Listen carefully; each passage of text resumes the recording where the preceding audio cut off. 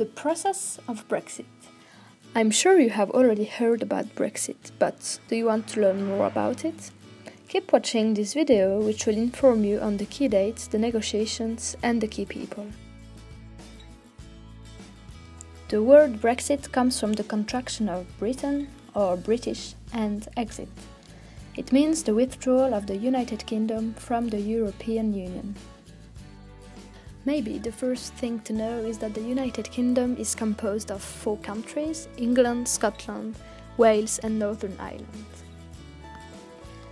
Before speaking about the referendum led by David Cameron, let's have a look 43 years back, more precisely on the 5th of June 1975. At that moment, Harold Wilson was the Prime Minister. His Labour government held a referendum and asked the population the following question: do you think the United Kingdom should stay in the European Community? Yes or no? This referendum was the first one ever held in the entire UK. The opinion in Wilson's cabinet about the referendum was split. Therefore, Wilson suspended the collective responsibility, which means that everyone was free to vote what they want and do their own campaign. Now let's talk about the results of the referendum. The population voted yes, therefore the UK stayed in the European Community. 67.2 voted yes and 31.8 voted no. On the 23rd of June 2016, the Brexit referendum took place in the United Kingdom. It happened following the promise of David Cameron. He said that if the Conservative Party wins the 2015 election, he would lead a referendum about the UK membership in the European Union. But who is David Cameron? He is born on the 9th of October 1966. He studied philosophy, politics and economy at Oxford University. He joined the Conservative Party by working in the party's research department. He was Prime Minister from 2010 until his resignation on the 16th of July 2016. In his resignation speech, David Cameron said, "I will do everything I can as Prime Minister to steady the ship over the coming weeks and months. But I do not think it would be right for me to try to be the captain that steers our country to its next destination." But now let's go back to the referendum held in 2016. Should the United Kingdom remain a member of the European Union or leave the European Union? No one expected this, but the United Kingdom decided to leave the European Union. 72.2% of the population voted, 51.9% voted to leave and 48.1% voted to remain in the EU.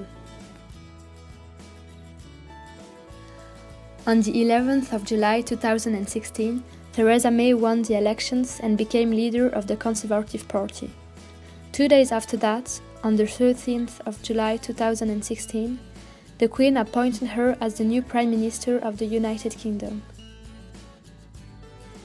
But let's learn a bit more about who is this new Prime Minister. She is born on the 1st October 1956. She studied geography at Oxford University in the 70s. Her mom was a strong supporter of the Conservative Party, which probably influenced May's view.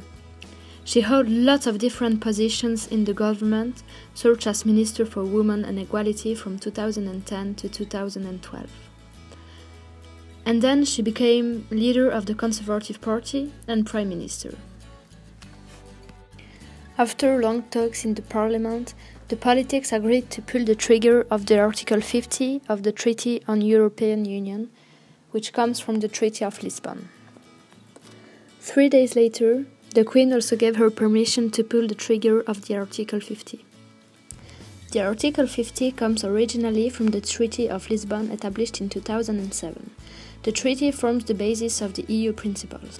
But what does the Article 50 say? Point 1. Any member may want to withdraw from the Union. The member who wants to leave needs to notify the European Council of its intention and then has 2 years to reach an agreement. The member of the Council representing the withdrawing member state shall not participate in the discussions of the European Council. If a state has withdrawn from the EU, it can still rejoin it by following the normal procedure.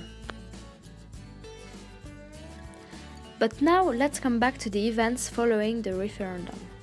So on the 29th of March 2017, Theresa May sent a letter to the President of the European Council, Donald Tusk. She let him know that she triggered the Article 50 and therefore the United Kingdom was leaving the European Union. From this date, they have 2 years to succeed or fail to find an agreement. Let's have a look at the 2 main people in charge of the negotiations. On the British side, we have David Davis. He is born on the 23rd of October 1948. He studied molecular science and computing at Warwick. On the 13th of July 2016, he was appointed as Secretary of State for exiting the EU. He has lots of different responsibilities, but the main one is to support and conduct the UK's negotiations to leave the EU and to establish the future relationship between the EU and the UK. On the European side, we have Michel Barnier. He is born on the 9th of January 1951. He is a French politician who served several positions in French cabinet. He was elected at the age of 27 in the French National Assembly. From 2010 to 2014, he worked as a European Commissioner for Internal Market and Services. In 2016, he became the European Chief Negotiator for Brexit. On the 19th of June 2017, David Davis and Michel Barnier met for the first time to speak about Brexit. They set the dates for the first cycle of the negotiations and the terms which will guide the negotiations. On the 22nd of September, Theresa May gave a speech in Florence, in Italy. She talked about the future relationship between the UK and the EU, but also about the fact that now the UK will be able to make its own trades and decisions. Here is a bit of what she said about the future economic partnership.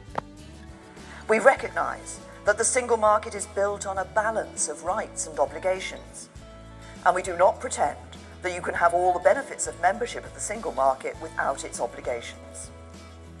So our task is to find a new framework that allows for a close economic partnership, but holds those rights and obligations in a new and different balance. From June to December 2017, the phase 1 of the negotiations took place in 5 rounds. The working languages were English and French. Both parties agreed to be transparent and act in a spirit of sincere cooperation. This first phase was dedicated to 3 main areas: the citizen rights, the question about the Northern Ireland, and the bill that the UK owes to the EU. On the 14th of December 2017, the EU assessed the progress of Brexit negotiations and said that it was sufficient enough to move to the second phase of the negotiations. The second phase of the negotiations is planned from January to October 2018. It's more oriented towards the future relationship and aims to create a solid framework. It seems that the second phase is progressing well. In March 2018, the EU and the UK agreed on a transition phase lasting until 2020. From November 2018 to March 2019, the draft deal will be given to European Council and then needs the approval of at least 20 countries. On the 29th of March 2019, after 2 years of intense talks and thoughts, the United Kingdom will withdraw from the European Union at 11 p.m. The time of the divorce will ring in less than a year from now. And to finish this video, on the 31st of December 2020, it will be the end of the transitional period following Brexit. At that point, the United Kingdom aims to have signed a free trade with the European Union.